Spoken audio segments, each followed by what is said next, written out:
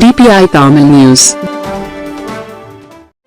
தருமபுரி நகர பேருந்து நிலையத்தில் முன்னாள் முதலமைச்சர் எடப்பாடி பழனிசாமியின் 71வது பிறந்தநாள் விழாவை முன்னிட்டு நகர அதிமுக சார்பில் நகர செயலாளர் பூக்கடை ரவி ஏற்பாட்டில் மாவட்ட செயலாளர் கே.பி. அன்பழகன் தலைமையில் நீர்மோர் தண்ணீர் பந்தல் திறப்பு விழா மற்றும் அன்னதானம் வழங்கும் விழாவை துவக்கி வைத்தார்.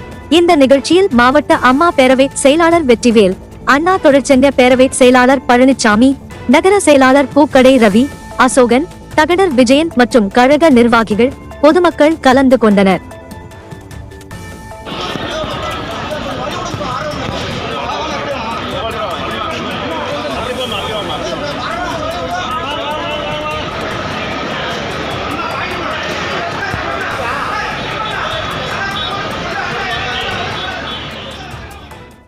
குறுஞ்செய்திகள் உடனுக்குடன் தெரிந்து கொள்ள DPI தமிழ் நியூஸ் சேனலை சப்ஸ்கிரைப் செய்து இணைந்திருங்கள்.